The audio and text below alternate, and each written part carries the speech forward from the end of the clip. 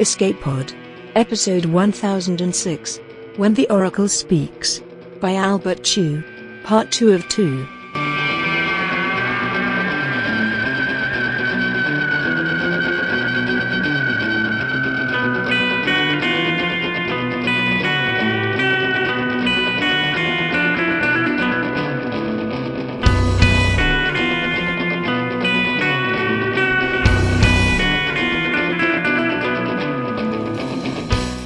Hello and welcome to Escape Pod, your weekly science fiction podcast.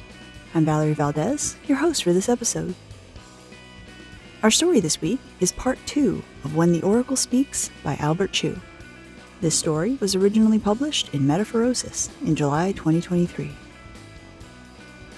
Albert Chu's speculative fiction has appeared in FNSF, Podcastle, Fusion Fragment, and other venues. He writes fiction that transposes the ordinary concerns of his life into fantastic settings filled with lasers and magic. Our narrator, Hugo Jackson, is an author and streamer on the east coast of the USA.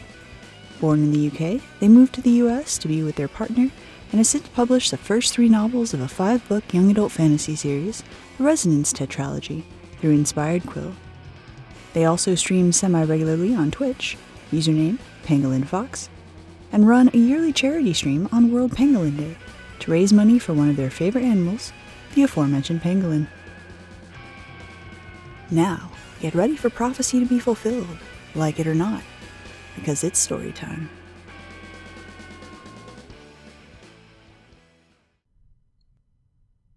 When the Oracle Speaks by Albert Chu, narrated by Hugo Jackson. Outside the warehouse, the rain fell in sheets. It whipped the Assur River into a frenzy, and the waters responded with a hungry roar as they swirled past the dock. It pounded the warehouse's loading bay, transforming it into a marshy field of shallow ponds and rocky islands. Nobody, not even a dock worker, was about. The only things that moved were the automata. They paced back and forth, their armour caked with rust, and as they splashed through the watery field, droplets running down their limbs, they showed no signs of minding. The shadow of a narrow alleyway enveloped me, hiding me from the automata. For a moment, anticipation and fear flickered in my chest, before I exhaled and snuffed them both out. I stepped out of the alleyway, protected by my umbrella. Espionage mission or not, I wasn't letting my hair get wet. Both automata stopped and turned to face me. The rain filled the void of silence left by their stilled feet. I continued walking forwards with purpose. One automata raised a hand, its rusted joints creaking as it did. It spoke in a gravelly, muffled voice. Halt. That was the first layer of defence, meant to deter commoners who'd ignored the posted signs against trespassing and somehow wandered this far into the docks. I didn't slow. At first the automata showed no reaction. Those machine minds, hidden to me, recalculated and reconsidered. Then, as one, they both shivered. The illusion of rusted armour fell from them like an unclasped cloak, and now their carapaces, comprised of thousands of scales, gleamed in the rainwater. Provide validation. Its voice was as smooth and bright as the stream of molten metal. I spoke the passphrase from memory. Clouds of flame, flower verdigris, in a summer field, a single stone. The automata pivoted on their feet away from me, like a door swinging open, and I exhaled. Validation accepted. Enter. With the rain still pounding my opened umbrella, I walked past the automata's unblinking stares and entered the warehouse. First it was quiet. Then the overhead lighting turned on with a droning buzz. I held one hand to my brow to shield my eyes from the unexpected brightness, while my other hovered by my light gun. If there was a trap, they'd spring it now. But nothing moved, and slowly I relaxed.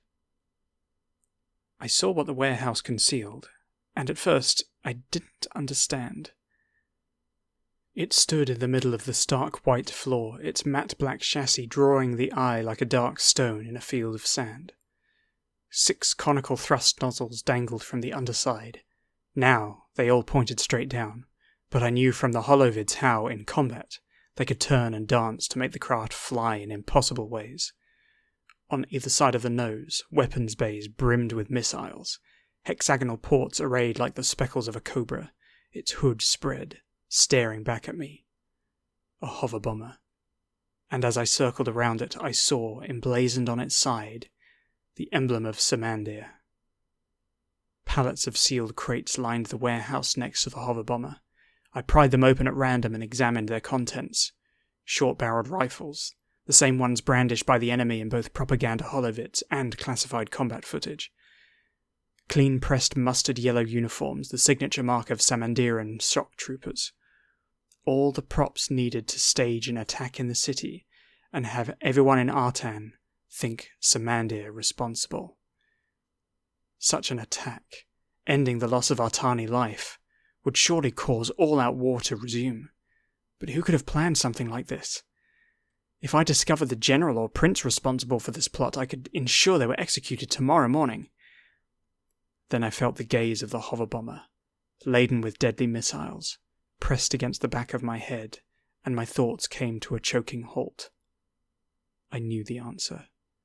Only someone with absolute power, above the reach of punishment, could have set this plan in motion. He had been forced to end his campaign before he had destroyed the enemy to his satisfaction. Now he would have his glory and his revenge.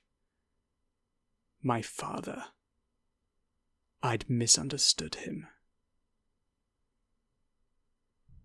Night had fallen by the time I returned to my suite, and Yuno was sitting on the divan, a steaming porcelain teapot before him on the parlour table. My room's sun lamps, having dimmed with the onset of night, now emitted a warm, flickering glow. For a moment I stood inside the door frame and watched the teapot's shadow dance across the table. The rain clouds had parted. The whole city was visible from my suite. Houses and storefronts and lounges, each a point of light, cascaded down the hill to meet the river. "You're back," Yuno said. I sat beside him on the divan, my back straight, and accepted his offered teacup. As I told him what I'd found, the tea cooled in my hands. I didn't drink. When I finished, I turned to face him. "You knew," I said. "You knew I'd find the hover bomber there. You've known of the king's plot this entire day." "I told you." His voice was quiet. "If you wanted the truth, I would give it to you." Yes, as promised, he had led me to the truth, and now I found it nothing but a burden. I could only submit to the king's authority and accept that he held the reins of the future, not me. His lie would send millions of Artani people to their deaths, and I could do nothing. No. I stood from the divan. I won't accept this. I paced from end to end of my suite, my naked feet padding against my rug's softness. The room's cramped size constrained me, my thoughts outgrew it. No single member of the court can stop the king, but I can turn consensus against him. And to accomplish that, if the votes of a great circle fell in my favour, I could avert war. "I will convince them," I said. "Is honour dead in our ranks? My father's plot makes a mockery of every martyr who died fighting the invaders." I set my teacup, now cold, on the table. "They'll see that my solution is the only path forwards. Quietly, so that no commoners are made aware, the king will surrender his rule to a council of regents. His plan must not succeed." I saw it all clearly, how my words, carefully crafted, would sway them.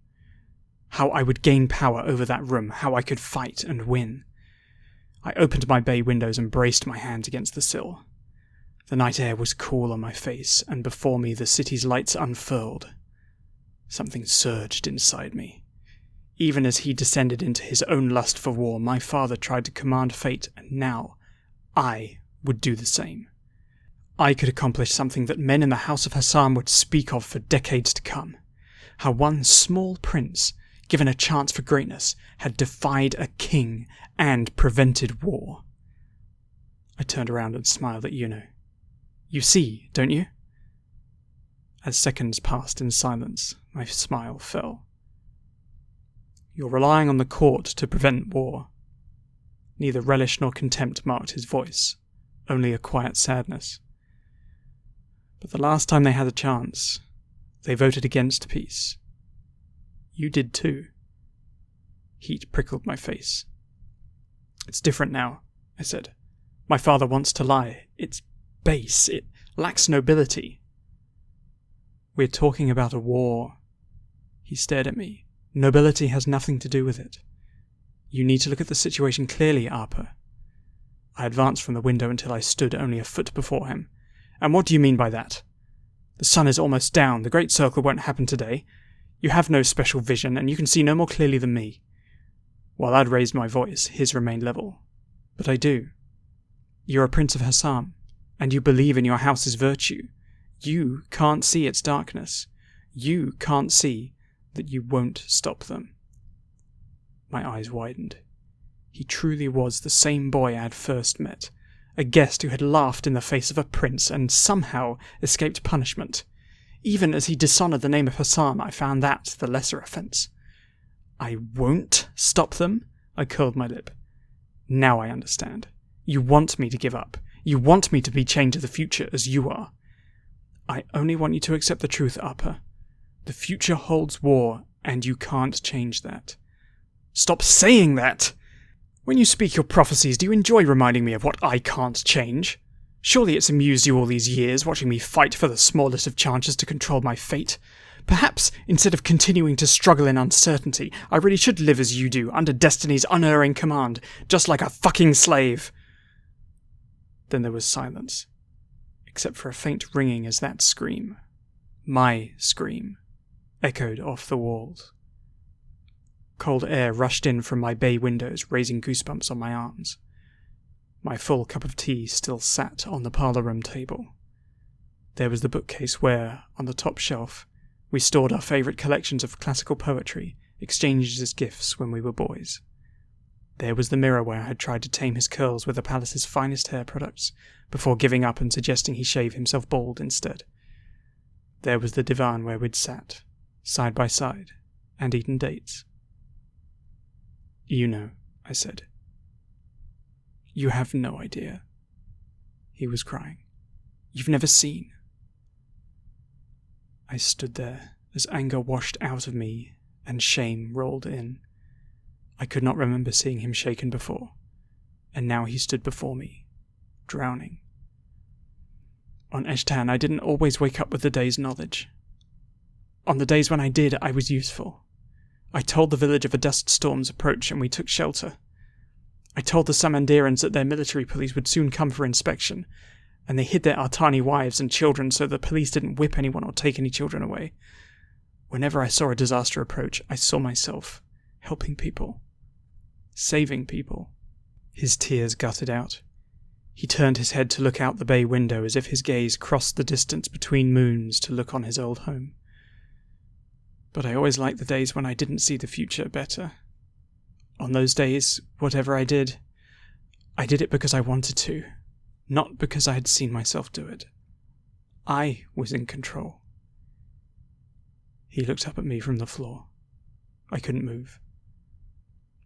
One day, the House of Hassam's hover bombers came over the horizon. They hit the Samandiran garrison. I remember the screaming, the fire, smoke everywhere. I didn't know that I would find Ima and Iba under the rubble. He shook his head and smiled, even as I stepped backwards in shock. I didn't see the future that day. I still believed that village boys controlled their own destinies. But since that day I've understood. I have no power. Now there isn't a morning I don't see, because I'll obey whatever instructions destiny gives me, just like a slave, as you said. Why wouldn't I? I've nothing left to lose. Words froze on my lips. The smile slipped from Yuno's face. He stood, and I smelled my own shampoo on his hair as he brushed past me, and then he was gone, out the suite door. The rain started again. I walked over to the bay windows and closed them, snuffing out the sounds of the city. Only the rain's pattering remained, fingers tapping on my skull, and I gave in under their weight, leaned against the wall, and fell to the floor. I did not know myself. I was no prince. I was that monster, screaming in rage at Yuno, ruled by my fear of the future. Look at the situation clearly. I'd always thought myself so clever. I saw through the court's play-acted nobility, the propaganda to glorify the House of Hassan. That messaging was for the commoners, not a prince. But I'd bought the same kind of lie as everyone else. Without thinking, I'd assumed that the enemy had killed Yuno's parents, because I didn't understand that a bomb was just a bomb. I sat there for some time. The sun lamps began to dim, and as the hours passed, reality settled in my mind. Impending war with Samandir. The bleak chance that a great circle might prevent the slaughter. Yuno's revelation about his past. He wasn't here, and I realized that even if Artan burned tomorrow, I needed to know that he was safe now. I stood, breathed, and left my suite. I searched the common areas of the palace room by room. The few servants still awake cast each other nervous glances, wondering if they should offer help, wondering if I'd gone mad. I'd searched almost 3 full floors of the palace before I remembered. I was wasting my time looking indoors. I took the escalator down to the grounds and walked outside. I had crossed half the courtyard before I realized that I had no umbrella, and rainwater was soaking my hair, weighing down the curls until they'd lost their definition, plastering them to my neck and back. There he was, lying on a bench by the pond. Only the dim glow from palace windows above us illuminated him. "I'm sorry," I said. He tilted his head to look back at me. "You know, when I heard what you would say this morning, I wasn't surprised. I always knew what you thought." "You knew me better than anyone else in the palace, then." "You're good at hiding," he said, "but not that good." I closed my eyes. "Please come inside. You'll catch cold out here. If you want the suite to yourself, I'll find a library for the night. If you want a different room entirely, I'll have it arranged. And if you want to stay here, I'll bring a tent." "It's all right. I've slept in that suite with you for years. You're still the same person." I stood there, turning his words over as the rain fell around me, and then I nodded.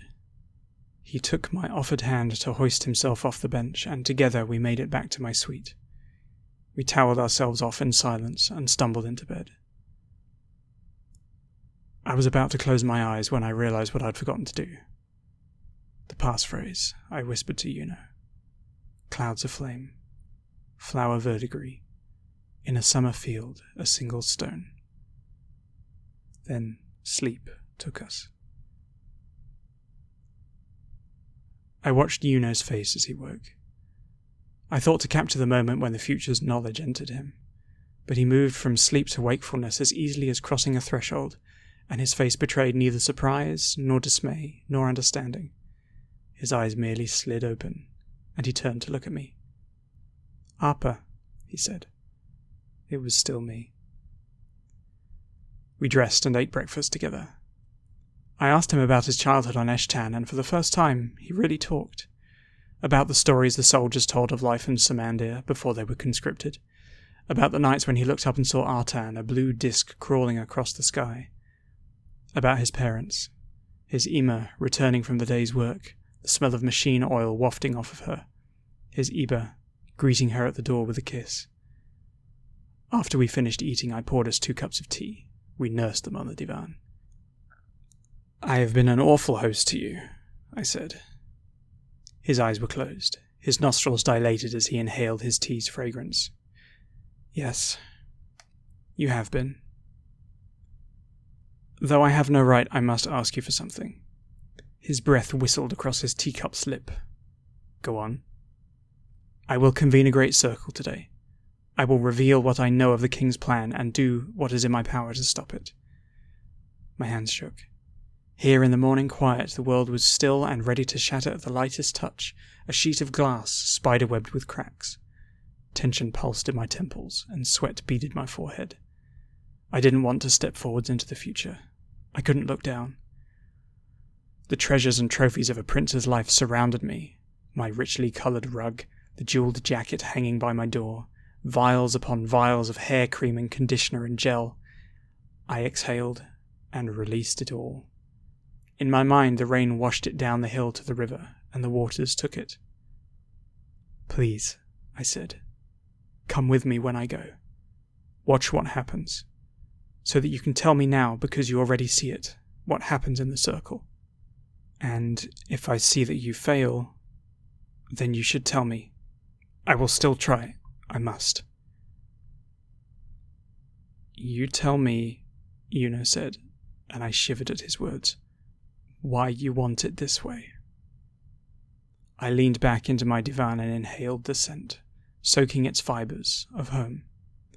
Only darkness lay ahead of me. "Because," I said, "whatever happens, I won't hide from it."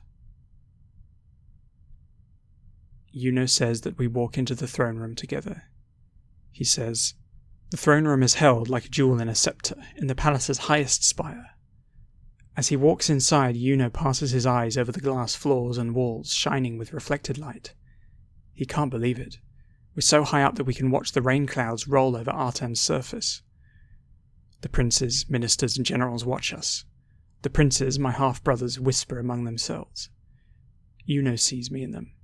The curled black hair, the sharp, proud nose, and, in their eyes, the faint, ever-present glimmer of fear. Even in this glass room without shadow, their eyes dart from corner to corner, looking for hidden enemies. King Azora Meira M. Hassam sits at the front of the room, his generals arrayed on either side of his throne. We kneel before him, and the room falls silent. Nobody knows why I have convened this circle. Yuno sees me trembling. After we leave the room, I will tell him that I wanted to run, that the knowledge that he gave me on the divan, that he gives me now, as he speaks, nearly strangled the words from me. But still, I speak. I address the princes and ministers in the room. I tell them of the king's plot to instigate another war with Samandir. For a moment, some of their faces break in shock, but they quickly conceal it. I speak of honor and peace. How many of our bannermen will die in another war? How many Artani conscripts, merchants, students, engineers? How many of the enemy, sent to fight us by powers beyond their will, do we wish to kill? All for a lie. I place my resolution before them. The king must surrender his rule. Seconds pass in absolute silence. Then the king breaks it. When he speaks, anger presses his words into a low growl. First he turns to the ministers. "Remember," he says, "when you bureaucrats and administrators feared that the enemy would destroy us, in the shadows you whispered to me that I alone could save our house. You chose me as your king." They avert their eyes and nod. Half their number is gone. Then he turns to his generals. "Remember," he says, "when we took our army's leaders from the academy, not the battlefield. To replace them, I selected each of you regardless of your previous rank or station. I chose you for your strength, and together we would have achieved total victory were it not denied from us. Will you fight with me again?" From the front they roar their answer with one voice. "Glory to the king! Glory to the king!" Then he turns to his sons. "Remember," he says, "my generosity. War is my gift to you. Who among you will drive our armies into Samandir and attain greatness? Who will defend my legacy? I am still watching, and I have yet to make my choice." The princes glance at each other, and then they follow their father's eyes and look at me. Softly, the king curses me. "You," he says. "I thought you cunning and capable.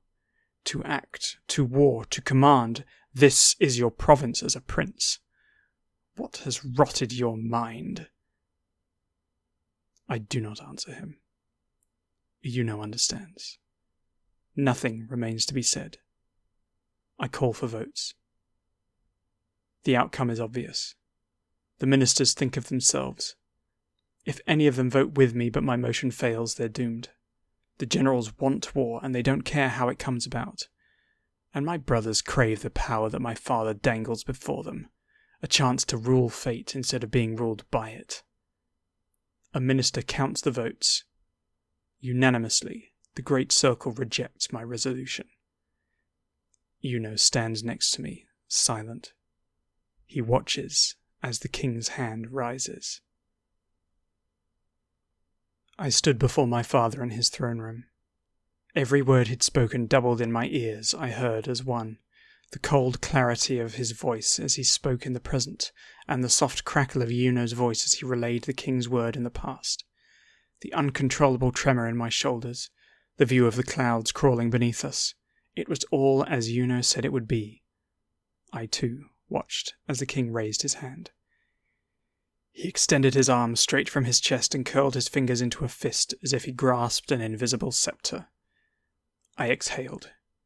It was the Hassamite gesture of command.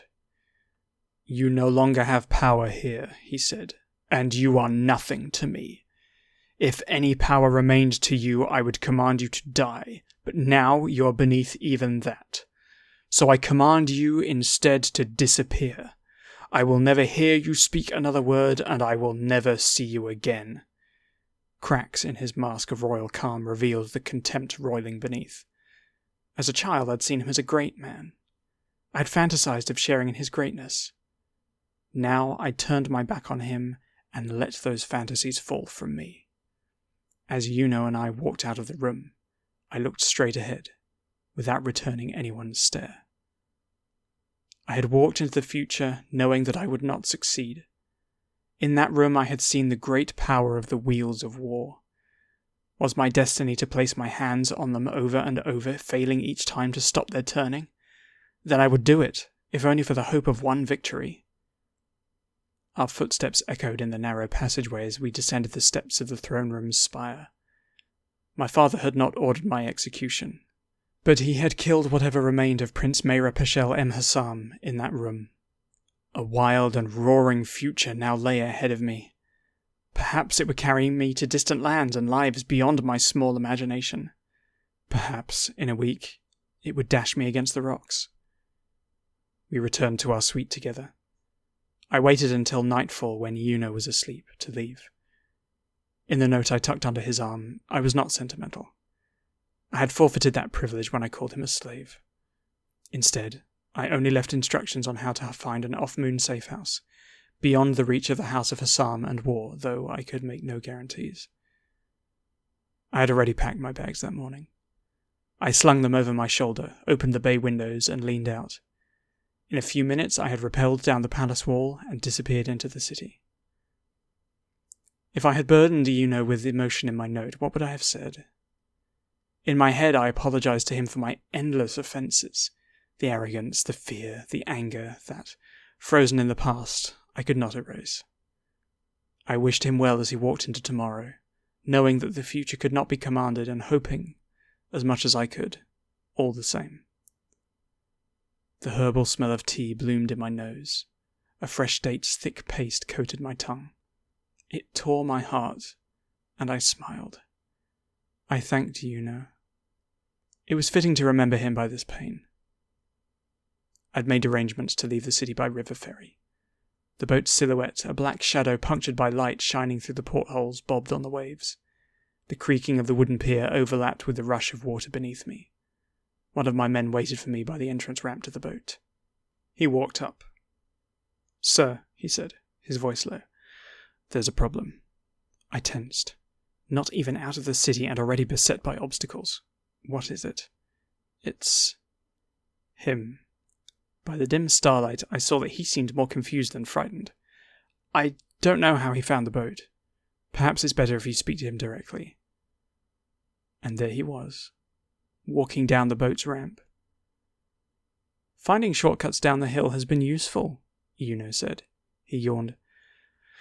"For things like this. Wherever we go next, I hope we won't have to live in one room for years on end. Maybe we can find some shortcuts together." I only stared a moment before I burst into laughter. I didn't need to ask him how he'd found me. After a second, his laughter, exactly as ugly as I remembered, joined mine. Eventually, the gravity of my situation reasserted itself, and the laughter died. "You know," I said, "this is foolish. There's too much danger in staying with me, and... We locked eyes. Why would you want to? My time in the palace with you was interesting. Complicated, he said. You were often cruel to me without realizing it, but you were also kind. His voice was soft. I don't know what the future holds, he said. And at this, his lips twitched in an ironic smile. You may become more cruel than kind, and then I'll slip away some night and walk alone. But I'm not ready for that yet. It's been some time since my life held something I cared not to lose. I considered the qualities I wished for myself. For so long I had striven to be nobler and bolder, but now I wanted to ride this boat to a place where I could find humility, kindness, where I could be happy to say that I was still myself. I wanted to argue with Yuno and push him from my path so that I knew no matter what happened I could harm him no more. But I had already harmed him, and here he remained. So I only said, thank you. Besides, he said, holding up a lumpy bag, you forgot your hair products. It's actually customary for exiled nobility to cut their hair. Perhaps I should do so before I board. I turned to my man, who snapped to attention. Do you have a knife? Yuno's face crumpled into a pout of mock dismay. Oh, let's not be so dramatic. That hair shouldn't go to waste. I smiled. After I boarded, we walked to the prow together. The boat cast off from the dock, and gradually the city's lights grew dimmer behind us. I closed my eyes and surrendered to the night.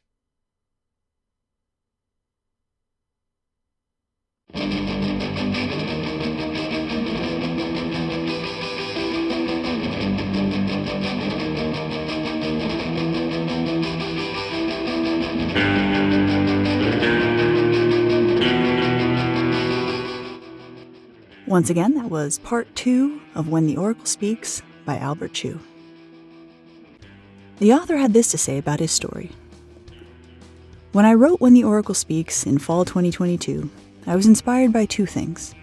First, I wanted to write a classically anti-war science fiction story that examined and challenged the narratives which large, powerful states spread to justify war, often by literally calling the war a just war. Second, I wanted to use time travel tropes to talk about a feeling that I often have while trying to fight for justice. The knowledge that something probably isn't going to work, because injustice is entrenched and powerful, but needing to try anyway. Since writing this story, the themes and ideas I put into it have taken on additional meaning because of the ongoing genocide of Palestinians in Gaza, backed and funded by the United States. As I'm writing this, the genocide has continued for over a year, with estimates of over 45,000 people killed by bombing and several times that number killed by starvation. While the movement for Palestinian liberation is larger than ever, its inability to stop America's unconditional military support for Israel and stop the genocide has been extremely discouraging and demoralizing. If you are part of this movement for Palestinian liberation, and you've been fighting in whatever way you can for Palestinian life and against the genocide, I hope that this story spoke to you. Please join me in continuing to fight. To maintain their domination over the world, the forces of colonialism, imperialism, racism, and genocide must win day after day. But we need only the hope of one victory.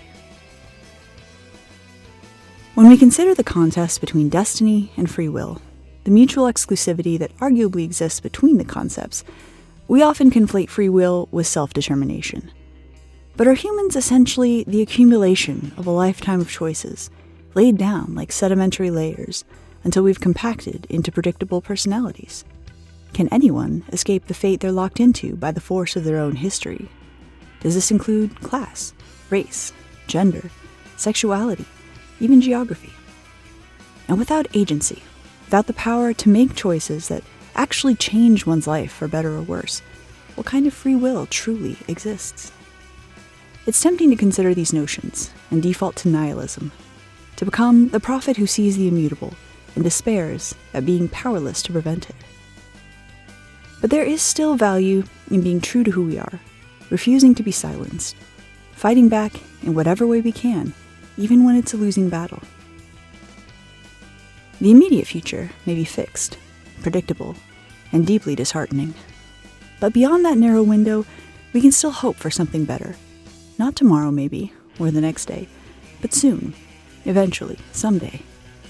We can keep working for change until the immutable tomorrow is filled with joy instead of hate, until our destiny is one we can look forward to instead of dreading. That future will always be worth fighting for.